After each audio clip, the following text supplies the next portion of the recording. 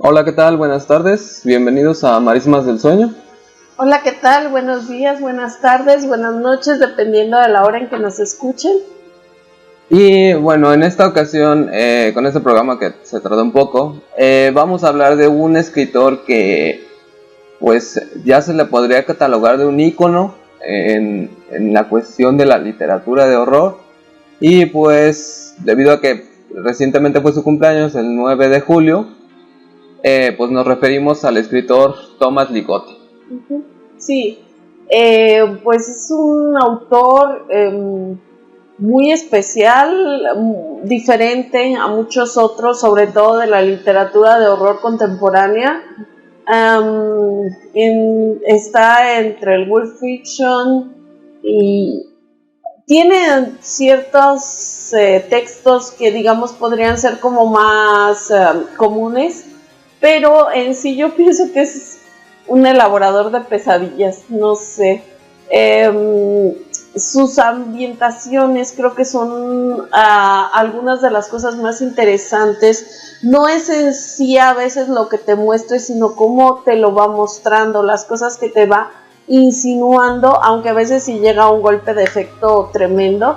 Pero esto es como sueños, no sé, onírico, pero si para mí que llega a ser aburrido a veces el onírico, es muy muy interesante. Así es, bueno, de hecho, también añade a esa figura de Ligotti su parte como, pues también que es como escondido. Creo que de hecho hay pocas fotos acerca bueno, fotos de él, o sea, como que también su personalidad se guarda en esta. Porque también se sabe muy poco de la biografía de Ligotti. Se sabe que pues estudió en una universidad en Detroit, que fue en algún tiempo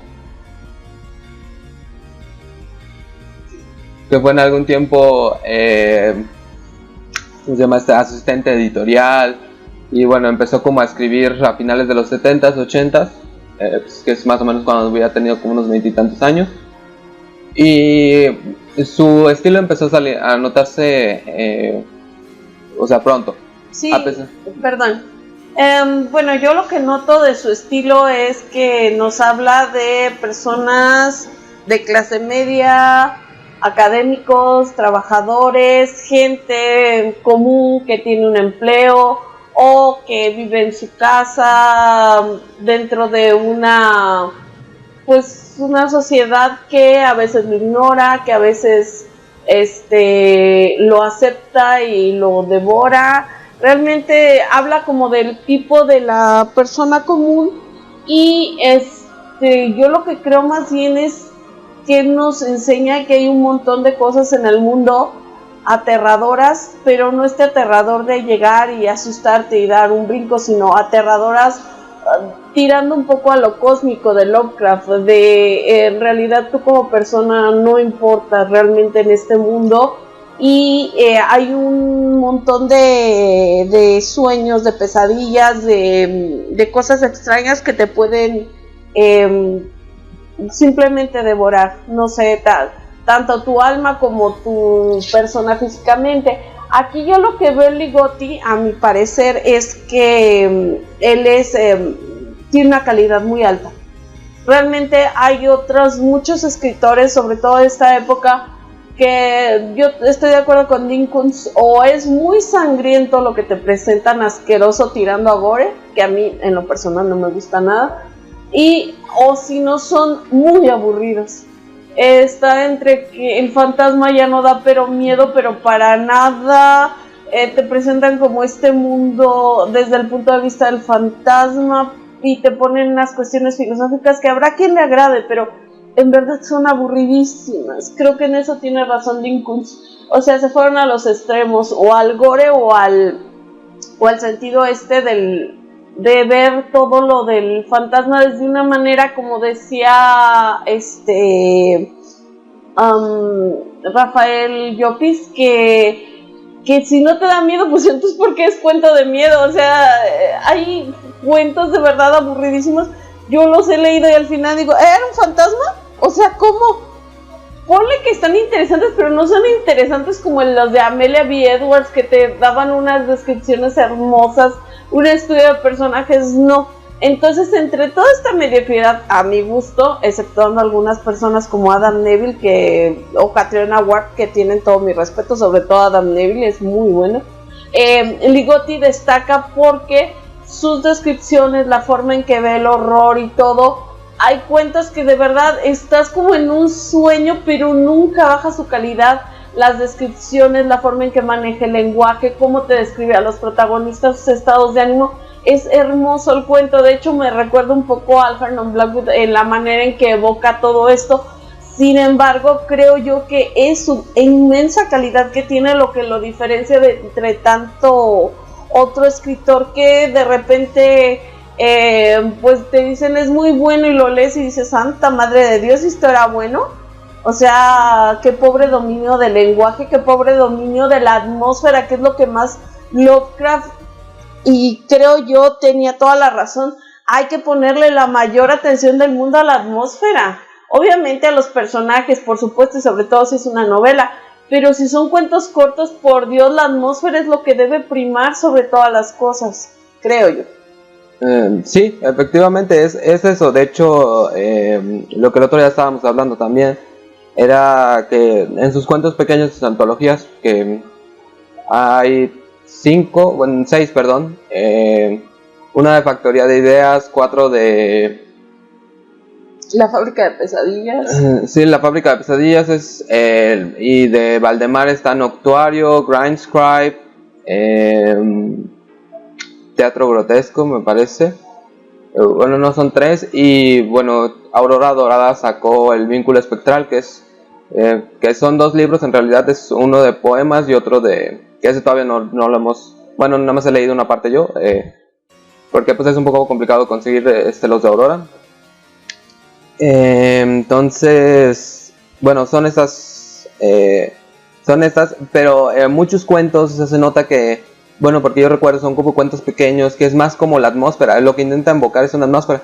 A veces yo creo que ni siquiera es per se seguir las reglas de la narrativa para contar algo.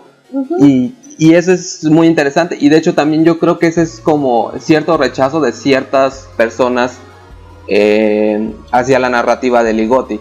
Sí, y bueno, regresando a lo que decía Omar antes, cuando yo ya empecé a meter otras ideas, sí, es muy misteriosa la figura de Ligotti, hay muy pocas fotos, se sabe poco de él, de hecho casi es un jubilado que ya terminó su vida laboral y se puso a escribir, claro, ya escribía desde antes, pero es como misteriosa la figura de él.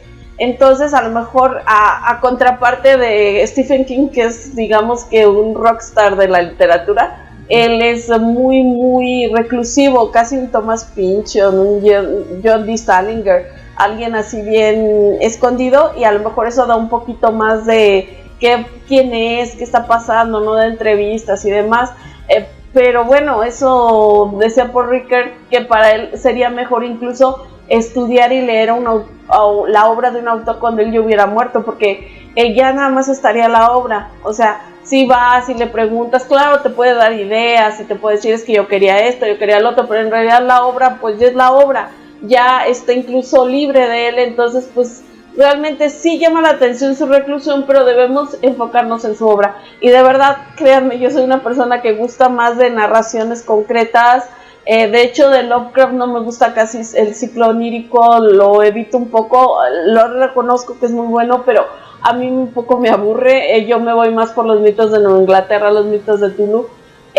No soy muy de acá, entonces a mí misma me sorprende que me guste mucho Ligotti, porque Ligotti es así muy de atmósferas, o a veces no te llega algo concreto, pero son unas atmósferas increíbles. Entonces pues ahí está, o sea, es realmente la calidad a la que llega Ligotti.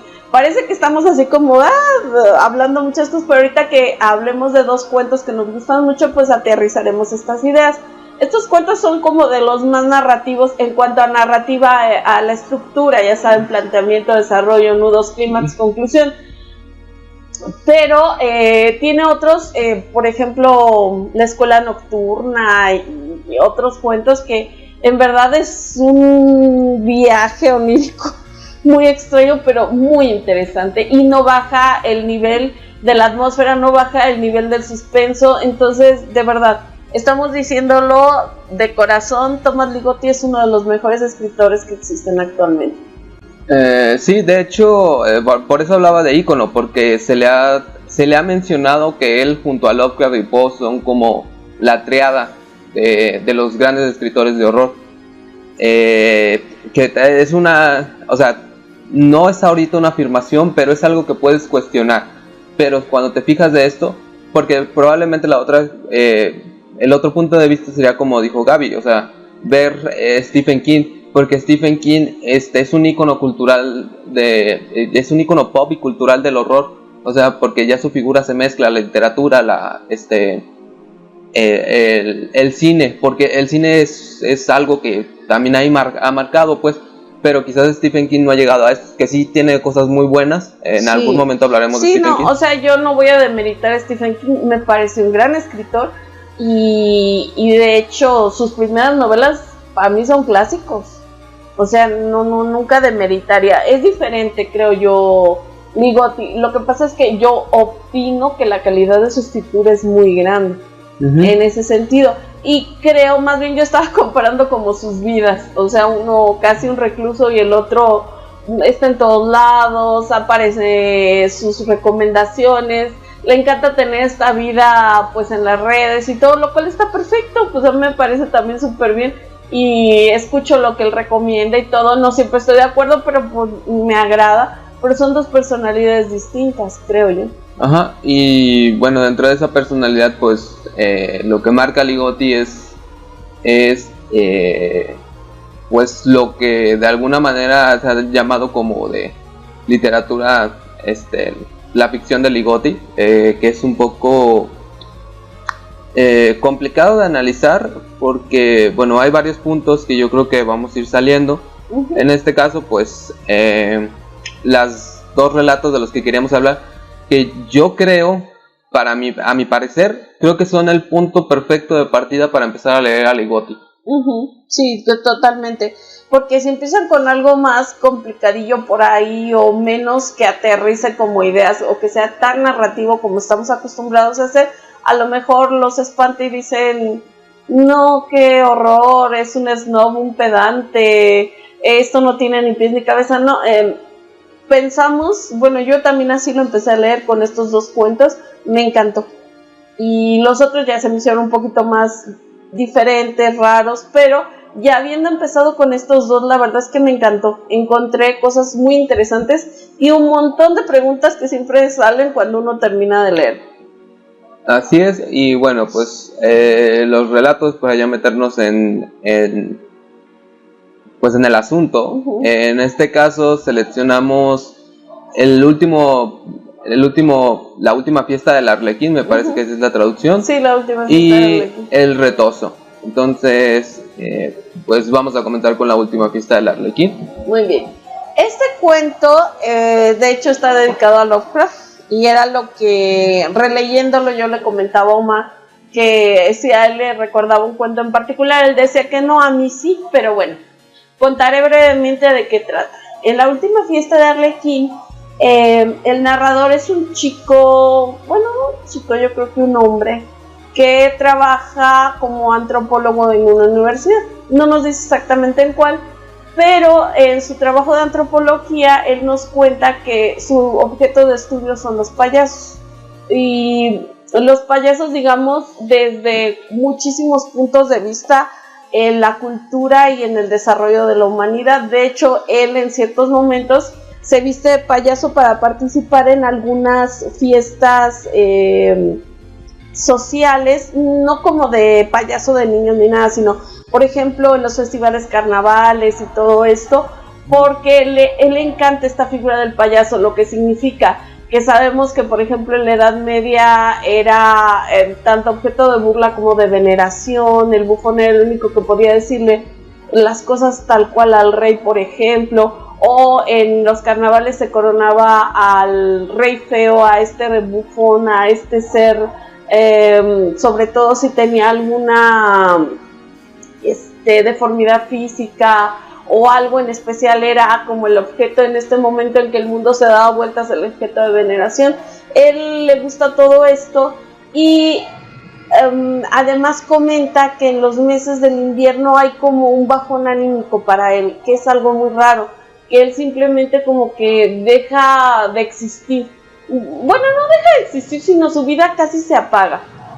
Da la impresión de que habla de una depresión estacional, pero bueno, él está como con esta idea y investigando descubre que hay en un pueblito llamado Mirocao, en el medio oeste americano, un festival durante el invierno que se llama así, el Festival del Invierno, en donde se festeja curiosamente los 3 días antes del solsticio y el solsticio de invierno, que es el 21 de diciembre.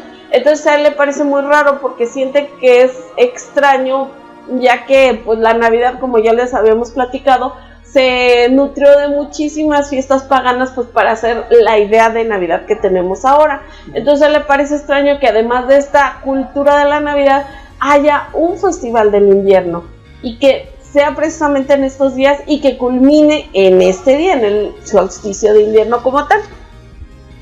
Y pues decide ir a pedir informes a este pueblito porque le queda cerca de donde anda haciendo sus investigaciones, y ahí descubre que hay una parte del pueblo que está literal casi separada, que son como las afueras, que obviamente pues es muy notorio en cada pueblo. Las afueras, digamos que son pues las partes más menos agradables muchas veces de un lugar, y él llega hasta el centro de este pueblo y les pide información sobre el festival de invierno. Se la dan, pero no muy agradablemente, y él decide que para luchar con esta depresión estacional que tiene y demás, y aparte porque le llama mucho la atención y quiere saber qué papel tienen los payasos dentro de esta tradición, él hace sus no sé, arreglos. De hecho, deja de trabajar un poquito antes y todo, digamos, pide sus permisos y se va al pueblo, al Festival del Invierno. Aquí lo curioso es que se da cuenta que la primera vez que entró vio un hombre que se veía como, pues te doy a entender, casi como un pordiosero, pero más que un pordiosero parece una persona que está como en otro mundo. Dice él que son los ojos sin vida, un arrastrarse que parece que no hay nada ahí en esa persona. Entonces él descubre durante las festividades que hay alguien que se disfraza, o varios que se disfrazan de payasos, y la gente los molesta, los avienta, pero al mismo tiempo nadie debe de saber quiénes son estos payasos. Y hay otros que son más raros. Él los compara, los describe con el grito de Edward Munch, este hombre que está así casi con los ojos saltones, con la cara muy larga, con este grito, y parece pues casi cadavérico.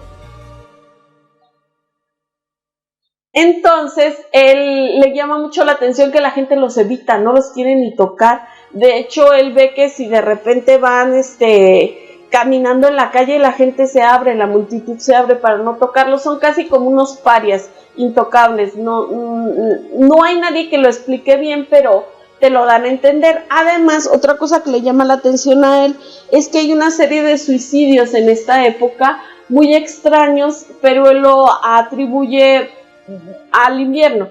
¿Por qué? Porque se han hecho estudios de que el invierno trae como depresión por la falta de luz, por el frío, etcétera.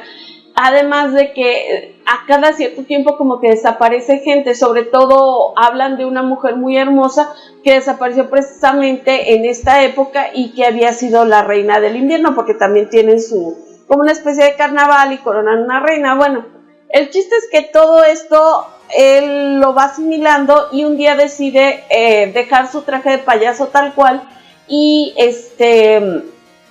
vestirse como estos seres que él ve que son estos como gente pobre de la ciudad, y ver qué es lo que hacen, hacia dónde van, qué celebran ellos, aparte de este rito del invierno que se hace dentro de la ciudad. Aparte, bueno, además en el cuento pues hay varias insinuaciones a un poema de Poe, que es El gusano conquistador, en donde nos hablan de la muerte y el gusano que devora los cadáveres, y que al final de cuentas pues él es el conquistador, porque cuando ya no queda nada, queda él al final como triunfador sobre la muerte. Entonces, bueno, todo esto nos lleva a que él, hay una camioneta que recoge a todos estos seres, y él se sube en esta camioneta, pero extrañamente lo aceptan, digamos, no son como tan reacios a él, y pues nos vamos a dar cuenta qué es lo que celebran en verdad y qué era lo que se estaba llevando a cabo, por qué es este festival del invierno, por qué son ellos así y qué tenía él en común con estas personas. Efectivamente, y bueno, podemos notar aquí que Ligotti, o sea, tienes un conocimiento de la literatura de horror, porque también se nota que es algo que le encanta, la literatura de horror. Y por ejemplo, por esta parte del gusano conquistador, que también podrían decir que es muy, pues Poe es muy conocido. Pero hay un pequeño libro que se llama La agónica resurrección de Víctor Frankenstein, que ahí se nota que habla de muchos como íconos de la literatura de horror y todo esto. Entonces es muy notorio. Por otra parte, bueno, lo que decía Gaby al principio, que está dedicado a Lovecraft y porque toma los temas de Lovecraft. Me parece que él en algún momento menciona que es un pastiche, pero yo siento, bueno, que no es tanto pastiche, me parece más pastiche los que deciden tomar los mitos de Tulu y no los entienden bien, nada más como que pegan esas ideas y esos nombres y creen que ya con eso están haciendo lo que como Lovecraft lo hacía. Me parece que Ligotti lo hace mejor. ¿Por qué? Porque él entiende esas ideas, entiende esta parte del pasado ancestral, con esta idea del paganismo de la fiesta.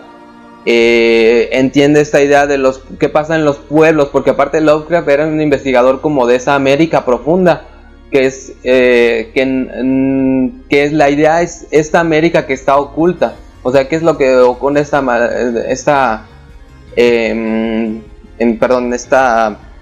qué es lo que ocurre en estos pueblos pequeños, pues, o sea, porque este pueblo Mirokau es similar a lo que va a ser en algún momento Arkham, o lo que va a ser en algún momento Innsmouth. Ajá.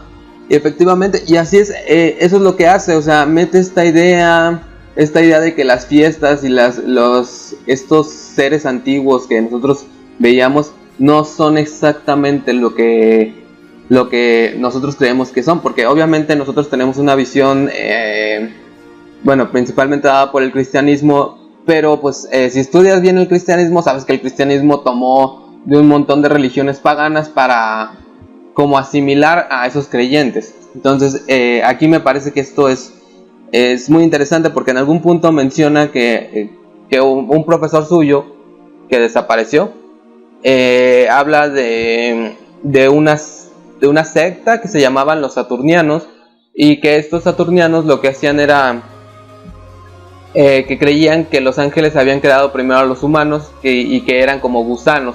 Entonces pues ya se ven dando cuenta que te está metiendo esta idea de los gusanos, que también implica esta idea de la tierra, de lo que está debajo, o sea, lo que se esconde debajo de esas tradiciones, porque en realidad todo ocurre, también termina, la conclusión, el clímax es debajo de la tierra.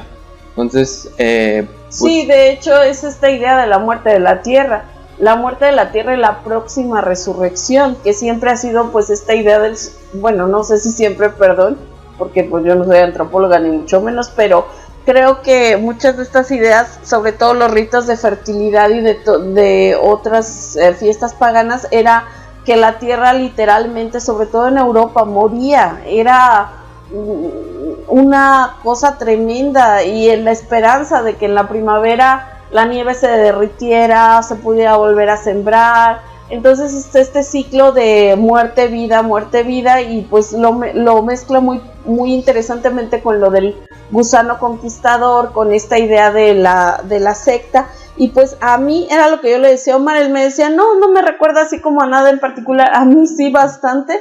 Por ejemplo, el ceremonial, no sé si ustedes lo han leído, hay en ese cuento de Lovecraft un hombre regresa precisamente para esta época, para los ritos de Navidad, del solsticio de invierno, a una ceremonia que sus padres le dicen que si un día está por esa parte, porque ellos salieron de ese pueblito, que vaya y haga el ritual, ese mismo ceremonial, aunque él también queda como, digamos, no, el protagonista tiene miedo y no lo completa. También me recordó a La sombra sobre Innsmouth, de este hombre que pues anda investigando en calidad casi como de anticuario, es un chico que en sus vacaciones dice, quiero conocer estos pueblitos, como Lovecraft, que es una forma, digamos, barata de ir conociendo, casi un mochilero, y pues al final descubre un secreto tremendo que está vinculado con su propia vida. A mí también eso me lo recordaba, y un poco también al horror de Red Hook, porque en el horror de Red Hook Lovecraft nos habla de estas personas que llegan de otros continentes, sobre todo Europa y Asia, y traen a América pues todas sus enseñanzas, sus ideas, su religión, y pues muchos de sus ritos lo siguen haciendo acá en esta nueva tierra, y digamos que entre tanta gente o en esos pueblitos olvidados pues pueden pasar por otra cosa, pero en realidad son ritos milenarios. A mí son sobre todo los que más me recuerdan estos cuentos. Sí, así es. Sí, bueno, yo no pensé, porque en realidad cuando lo leí yo pensé dije, es que esto es tomar bien a Lovecraft. O sea, esto es, si tú dices voy a hacer un cuento tipo Lovecraft, eso es lo que estás haciendo bien. ¿Qué es lo que digo? O sea, a mí me parece que muchos lo que hacen es tomar los nombres de las criaturas, los profundos, que Tulu y así, y lo que vuelven a hacer es eso, pues nomás no agregan pues como de parte de ellos, pues, o sea, no hay como esta idea de modificar, y me parece que al final pues terminan siendo eso, pastiches nada más. Otra cosa interesante que bueno, que por ejemplo mencionan una introducción a una adaptación en cómic de este cuento, La última fiesta del Arlequín. Menciona que pues obviamente pues la influencia de Lovecraft, pero él dice que a diferencia de Lovecraft pues los protagonistas de Lovecraft están bien, pero terminan muriendo o enloqueciendo, y pues el protagonista la última fiesta del Arlequín ya está mal desde el principio. O sea, se nota que es una persona que tiene problemas de depresión, que creo que ese es otro punto, eso es algo muy Ligotti. Esas personas que tienen problemas de depresión, de ansiedad, porque en Ligotti, por eso hablamos de esta evocación de las pesadillas, porque en Ligotti no hay esta sensación de realidad muchas veces, a diferencia de Lovecraft. Con Lovecraft sí había una sensación de realidad física, pero con Ligotti parece que se está borrando. De hecho, al principio cuando va al pueblo, cuando va al festival, menciona que el pueblo parecía como un espejo, como una ilusión, como entre un sueño, y esta parte esta yo siento que es muy muy Ligotti, porque por eso es esa parte de... También hay un cuento que se llama El prodigio de los sueños, que es como de un dios que se presentan las pesadillas, cosas así. Entonces esta parte yo siento que es muy de Ligotti, porque bueno, también otro de los temas que se enfocan en Ligotti es estas figuras que evocan al ser humano, pero que en realidad muestran como nos hacen cuestionarnos a nosotros como humanos, que son estos maniquíes, como muñecos, los dummies, estos que se usan para hacer pruebas de carros. Sí, pero ventriloquismo. Ah, bueno, ventriloquismo. Son marionetas. Sí, marionetas. Porque, bueno, o sea, dentro de esta está estas cosas, o sea, de que está este cuestionamiento de por qué esto es, por qué yo soy humano, o sea, y mi conciencia, ¿qué significa mi conciencia? Porque a final de cuentas, Ligotti, por ejemplo, me parece que en La conspiración contra la especie humana, insinúa o menciona, no recuerdo ahorita bien, o si fue en otro lado, que la conciencia humana es un error. Entonces, por eso también se le ha dado estas categorías de horror existencial, horror filosófico, que pues, realmente, bueno, Gaby y yo creemos que pues todo el horror en cierta manera es filosófico y existencial, tiene que ver con nuestra cuestión. Sí, o sea, va variando al miedo que cada generación, que cada época va teniendo. Parafraseando, no recuerdo quién decía la frase, pero cada hombre es hijo de su época. Sí parece que a veces algunos se adelantan, pero en realidad ya investigando bien su obra de muchos artistas nos damos cuenta de que muchos miedos, muchos temas, pues ahí están y son hijos de su época. Ligotti, en ese caso creo que tiene razón Omar, bueno, también Ligotti, que sus personajes de Lovecraft pues enloquecen por esta realidad y al principio a lo mejor son normales, pero yo no estoy tan de acuerdo porque por ejemplo en Las sombras sobre Innsmouth este chico parece normal, pero en realidad el Lovecraft lo que nos dice es que hay algo ahí latente, algo que va a surgir en determinado momento y esta visita a Innsmouth solamente lo potenció. Y yo creo que pasa lo mismo con el protagonista de Ligotti. O sea, ya está mal y todo, pero es funcional, da sus clases, de hecho él advierte que solamente en estos periodos de invierno es cuando su energía baja completamente, pero él es un hombre funcional, da sus clases, de hecho me extraña porque siempre que hablan del medio académico en Estados Unidos es un llorar, porque pobrecitos, bien mal pagados, sufren mucho, esos departamentos que les dan, una quejadera y él va a estar siempre buscando clases y plazas y casi ahí matándose y no es como muy feliz, como que está súper bien, como que le va muy bien, como que su trabajo de antropología, bueno, él menciona que no está al nivel de su maestro, que es este señor que desaparece, pero de todas maneras como que tiene una vida plena, una vida interesante, de hecho ser payaso lo hace muy feliz y creo yo que es la visita a este lugar que a final de cuentas tenía que llegar en algún momento porque su maestro fue el que lo puso en el camino a lograrlo y por los temas que él veía del Arlequín, porque realmente el Arlequín es este payaso que por eso dice que es la última fiesta de Arlequín, porque para mí tiene varios significados. Por un lado es la última fiesta del año porque es la fiesta del invierno, pero también es su última fiesta para él porque él se da cuenta de lo que en realidad es o lo que en realidad pueda llegar a ser. Yo en mi caso, no sé, creo que al final él va a terminar las cosas para no volverse como ellos y también sería una diferencia sustancial con Las sombras sobre Innsmouth, pero pues puede significar tantas cosas. Yo creo que ahí Ligotti no se trató de desdecirse un poco, pero no, al contrario, creo que súper bien que leyó a Lovecraft, bueno, en el sentido que Omar y yo lo pensamos, y quiso hacer lo que se debe hacer, un gran homenaje, sin caer en los lugares comunes, sino tomando en cuenta ciertos temas y llevándolos a este presente, pero a su propio estilo, que es qué mejor homenaje se puede hacer. Y de hecho vean nada más, o sea, cuántas cosas podemos decir del Ligotti y así podríamos seguir hablando y hablando. Es muy bueno, da mucho juego, da para mucha plática, da para mucho pensar, da para mucho idear qué está pasando, qué fue, qué sucedió, y aparte muy bien escrito, porque en este caso, que es uno de los más, digamos, pues no comunes, sino como de lo que podríamos esperar de un cuento, lo que yo mencionaba, la estructura de la narración tradicional, estructura, desarrollo, nudos, clímax, desenlace, pues lo lleva.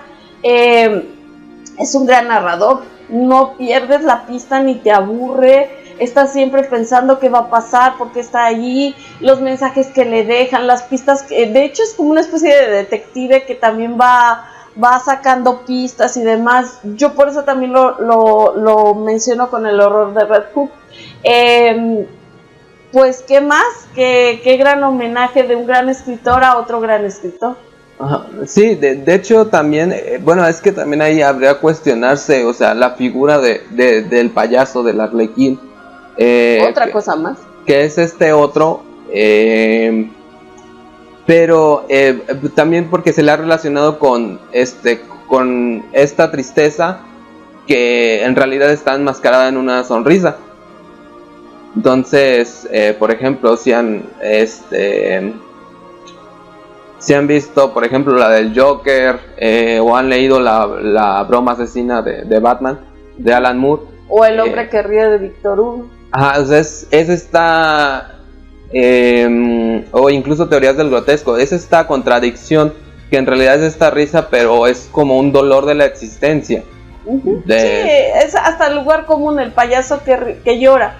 Pero aquí también creo yo que lo interesante es que yo creo que Ligotti sí investigó bien toda esta figura del payaso y cómo fue evolucionando, cómo en algunos lugares se toma como algo sagrado, en algunos lugares es esta burla, pero es esta burla con miedo. ¿Por qué tanta gente les tiene miedo si se supone que es algo de risa? El muchacho al ir al ir a analizar pues la figura del payaso, descubre estos seres de pesadilla que en realidad son el mismo. Y lo curioso es que él siempre tomó esta figura del payaso como algo benigno, bueno para él, y resultó ser algo completamente aterrador al final. Entonces, vean nada más todo lo que hemos sacado. Díganme si no es un gran escritor. Bueno, ya nada más un último apunte. Quedan muchas cosas por hablar. Probablemente volveremos a hablar de Ligotti en otra ocasión, porque pues ahí tiene otro, por ejemplo, hay otro punto, el horror corporativo. ¿A qué se refiere eso? Pues será en otra ocasión. Bueno, el título original en inglés es The Last Feast of the Harlequin, pero la palabra feast puede significar banquete o puede significar fiesta. Entonces esto tiene mucho que ver con lo que ocurre al final de la narración, en el clímax. Entonces, ¿qué ocurre en este clímax? Pues tienen que leer el cuento para ver y sacar sus propias conclusiones. Pero aquí hay un juego también, obviamente, fue a propósito, no es... Sí. De hecho, creo que juega mucho con el lenguaje. Se da cuenta de la polisemia de las palabras y la homonimia de las palabras, y lo que hace son juegos con ellas para que tú tengas diferentes interpretaciones. Y bueno, pues continuando, pues está este otro cuento que se llama El Retozo, que es el cuento con el que... creo que es el primer cuento que yo leí de Ligotti y es con el que yo quedé fascinado. Me gustan otros, pero yo siento, pues siempre vuelvo a porque me parece que aquí es donde deja claras sus intenciones y dice, a partir de aquí voy a hacer ciertas cosas. Sí, de hecho también fue el primer cuento que leí de Ligotti. Es que en la antología que leímos empezaba así, que creo que es genial, yo no sé quién fue el curador o el editor de esta obra, pero fue genial empezar con El Retozo y luego seguir con La Muerte del Arlequín. Perdón, La Última Fiesta de Arlequín. El Retozo, ¿de qué trata? Es la historia de un psiquiatra que se traslada a vivir a una ciudad donde hay una penitenciaría. De hecho, la ciudad parece que fue hecha para los funcionarios que viven ahí. Es un lugar, digamos, tristón, pero bonito, o sea, te da a entender que es un lugar de estos típicos casi suburbios americanos, todos iguales, muy bonitos, muy correctos, lo cual es una manera también de jugar con que la parte que está fuera de la penitenciaría es como toda correcta, toda a la manera americana en que las cosas deben de ser pulcras, ordenadas, aseadas, asépticas, etcétera. Y por el otro lado tenemos en contraste el horror de la penitenciaría, donde hay sobre todo, bueno, a mí me dio la impresión cuando leí la historia de que hay sobre todo pacientes psiquiátricos que envían cuando no pueden estar, digamos, en una prisión normal, que son esta gente que las tienen que mandar, que no se les puede juzgar supuestamente porque por sus crímenes no son conscientes de lo que hacen, son declarados insanos y pues los mandan a lugares así. Entonces él nos cuenta, porque es como una noche en la cual pues ya termina de cenar y está con su esposa y le está platicando sobre algunos de sus casos y sobre todo de un pedófilo al cual agarraron hace poco tiempo y que asesinó a varios niños de esa localidad. Él iba y, digamos, raptaba a los niños, los sacaba, los convencía de irse con él en un coche y después, pues la verdad es que los niños aparecían muertos. Y lo curioso del cuento es que nos dice que lo capturaron de la manera más tonta, más anodina, esperando afuera de una primaria a tratar de atrapar a otro niño, y pues ahí lo agarran, se lo llevan a la cárcel y este psiquiatra es el que lo tiene que tratar, pero el psiquiatra ya está harto, dice que llegó como con buenas intenciones de ayudar a gente y demás, pero se da cuenta que todos estos casos o la mayoría ya están fuera de toda ayuda. De hecho, él dice que para él ya casi son bestias, no son ni seres humanos, y que se da cuenta que él fue muy ingenuo tratando de ayudarlos. Entonces, pues nos habla sobre todo de este caso porque lo tiene muy extrañado. ¿Por qué? Porque dice que no es un hombre tan común como se podría pensar, o sea, un pedófilo común. Dice que no le daría miedo para nada que lo mandaran con los otros presos, que aunque sabe lo que le puede pasar por este tipo de crímenes, que dice que le cuenta que está ahí en esa cárcel porque él quiere, que en el momento que quiere se puede ir, y le habla de lugares donde lleva a sus pequeñas víctimas a retosar. Nunca te lo dice completamente claro, pero entre que te da a entender que es un lugar como onírico de pesadilla, y al mismo tiempo el psiquiatra dice que es nada más como una idea que su mente creó, pues para lidiar un poco con estos crímenes de los niños, que pues realmente yo supongo que se referiría a tortura y abuso de ya saben de qué tipo. Pero el doctor lo que le llama la atención es cómo este hombre nos le cuenta de este lugar onírico donde lleva a sus víctimas. Entonces, poco a poco nos damos cuenta de que este hombre, en realidad, para mí, no sé, Omar, se dejó atrapar para llegar a esta penitenciaría y llegar a este doctor. ¿Por qué? Porque el doctor tiene una hija pequeña. Y esta hija pequeña, digamos, para mí, fue la presa a la que quería llegar este hombre. De hecho, la esposa está harta, no se quiere ir. Se ve que es un matrimonio muy bien avenido y todo, y que la esposa pues decidió seguirlo, pero de hecho ella está entre triste y contenta porque lo ve pues ya como muy desilusionado de lo que no logró, pero al mismo tiempo le da gusto pensar que ya se van a ir de ahí y todo. Y en realidad pues nos damos cuenta que esto fue casi solamente una trampa, porque este hombre que está ahí en esta penitenciaria, a quien quería llegar era esta pequeña niña.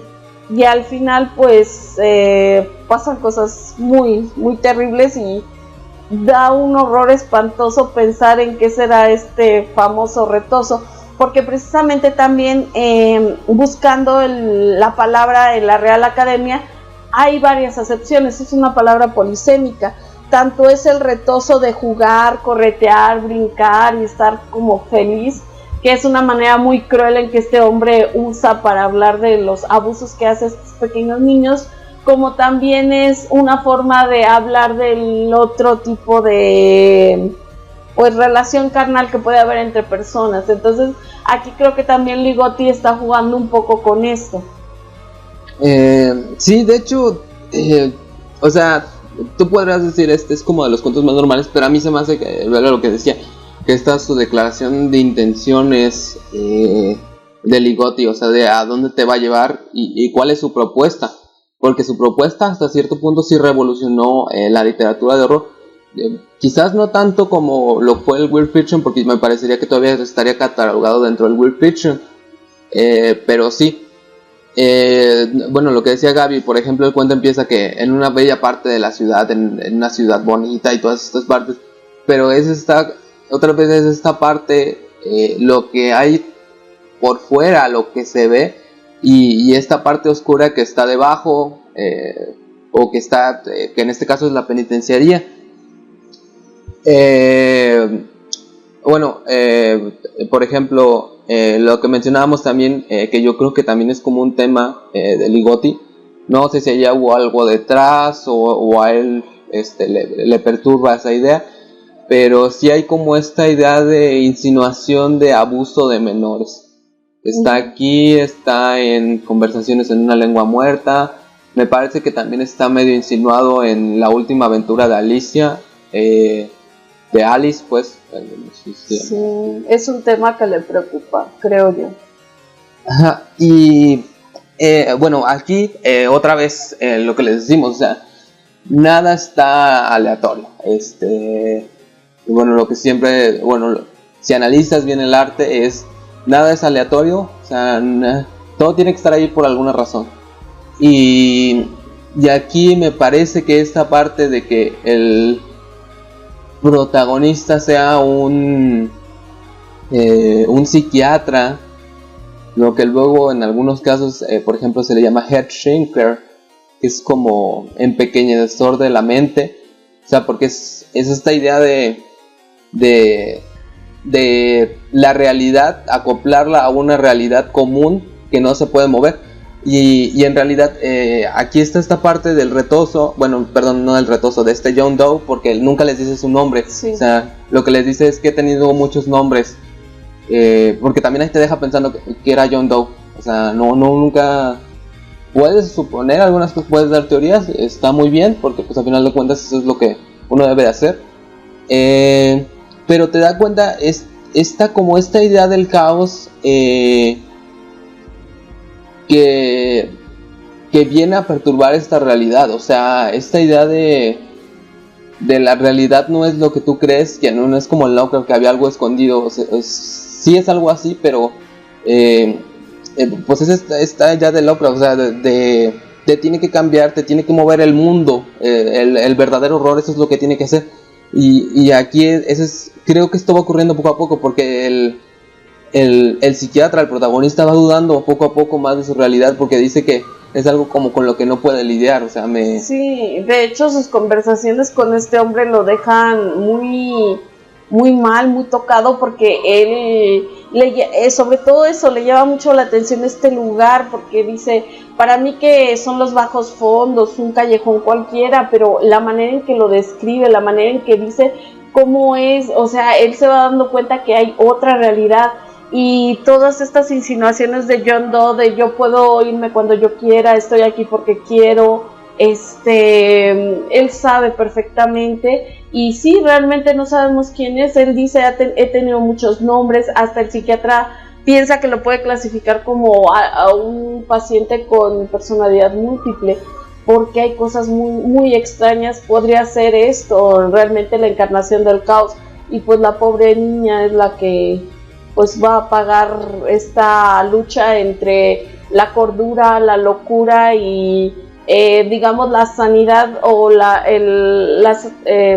estar bien mentalmente como se considera, o en una realidad común que representa el padre, con John Doe, que representa totalmente el caos, otra forma de vivir la vida, y una realidad espantosa, que a mí era lo que más me dejaba aterrada, de pensar, Dios mío, pues a dónde se lleva esas criaturas, qué les hace. O sea, realmente si de por sí es espantosísimo el abuso y todo, es una cosa asquerosa, pensar que esto va más allá, porque a donde se los lleva a retosar esa otra realidad, sabrá Dios qué pasaría allí, qué cosas viviría su cuerpo, su alma. No, es una cosa terrible, la verdad. El cuento te deja impactado. El final es uno de los mejores finales de la literatura, de verdad. Es un final choqueante, impactante. Aparte del clímax, que el clímax es tremendo también, el final es impactante.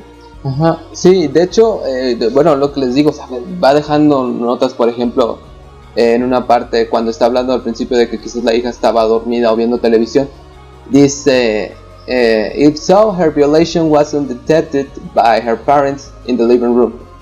Sería, si fue así, su violación no fue detectada por los padres en la sala.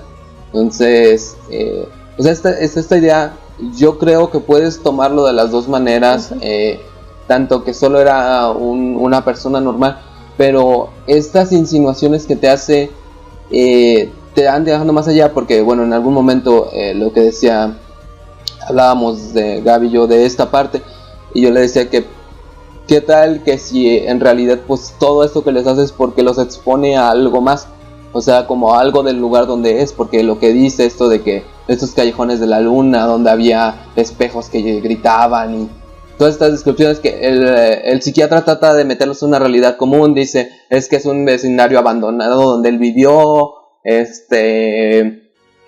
pues habla de un pasado de abuso también, toda esta parte, pero en realidad es cuando nos está, por eso les digo, esta parte, esas intenciones de decirte, ¿sabes qué? Esta realidad y esta realidad que te están diciendo, los psiquiatras, que son supuestamente los que llevan el orden de la mente, no es. Entonces, yo creo que... O hay más realidades y ellos simplemente la quieren, como tú lo dices, encuadrar a su modo de ver. O sea, esta es, y todo lo demás, simplemente lo que estás haciendo es alucinar, estás dándole más brillo, no brillo, sino como dándole más juego a esa realidad para que no sea tal cual, sino como más interesante.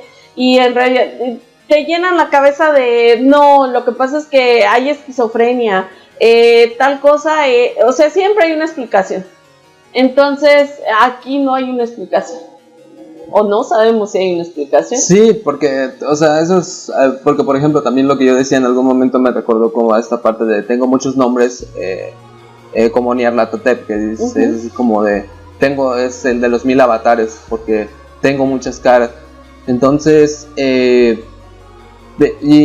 bueno, eso creo que yo también es lo interesante, porque es esta invasión, bueno, me parece que ya lo hemos mencionado en algún momento, sino pues, porque, bueno, Clive Barker habla de que la literatura fantástica es como una especie de exorcismo, porque hay algo que invade esta otra realidad, que es la supuesta realidad normal, y el cuento habla acerca de, la vas a aceptar y la vas a asimilar, o la vas a tratar de expulsar. Por eso habla de este exorcismo.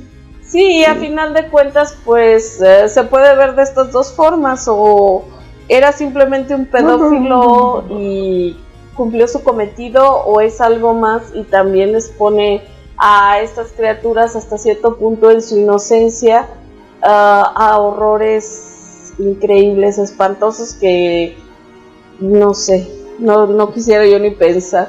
De hecho, a mí un poco me recuerda también a los sueños de la casa de la bruja, por este ser que podía traspasar los muros, el tiempo, el espacio, y podía aparecer y desaparecer a su gusto. Aquí no nos dice si hay algo que lo pueda ayudar, como en el caso de la bruja Kesia Mason, que eran las fórmulas matemáticas, pero pues así te lo da a entender. Dice, yo estoy aquí porque quiero, en el momento que quiera me voy a ir, señal de que él podía atravesar, salir, y eso te da la idea al final del cuento. Es que sí, o sea, es que no te puedes quedar nada más con la idea de que pues fue un pedófilo, se escapó y ya no pasa de ahí. No, sabemos que hay algo más. Ligotti lo maneja también, que sabemos por ideas, pequeños trazos, pequeñas pistas, que hay algo más. Esta realidad que el psiquiatra, con la cual no puede realmente ya él lidiar, y aunque él lo quisiera encuadrar en algo perfecto que él pueda dominar, denominar, nombrar y demás, hay algo más, y precisamente pues le pasa a él y a su familia.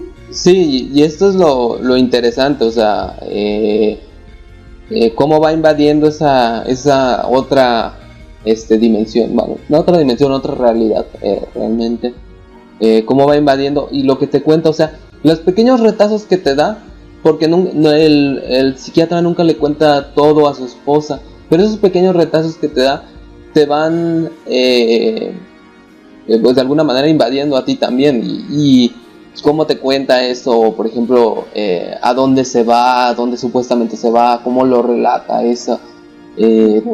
Además, en el cuento hay pequeños detalles que después, o sea, lo repito, creo que tiene como una vena detectivesca tipo Lovecraft también, porque hay pequeños detalles que aumentan el suspenso. El padre va a ver a la hija y nota una corriente de aire, hay un osito que está abrazando, bueno, no era un osito, ¿qué era? Era un muñeco de una peluche. Jirafa o un ciervo, algo así. Ajá, un ciervo.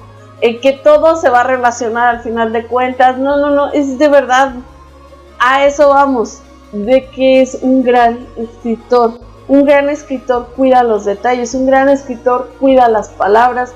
No digo que sea al nivel de Faulkner, porque Faulkner y Gustav Flaubert, la verdad es que, ay, Dios mío, se pasaban la vida buscando la palabra perfecta, pero acá hay un detalle, hay un cuidado vean, son cuentos chiquitos. De hecho, el Retozo es mucho más pequeño que La Última Fiesta de Arlequín. Pero ven cuánto juego, cuánto podemos sacar, todos los detallitos. De repente yo me olvido de alguna cosa, Omar se acuerda de otra. Pero así son estas historias de Ligotti, es súper interesante. Entonces, por favor, créanos, hay más en el horror de lo que ahorita mucha gente podría pensar que son. De verdad, es que hemos llegado actualmente a cada cosa en el horror contemporáneo. Pero pues ahí está Ligotti, o sea, Ligotti ya es más allá del horror contemporáneo.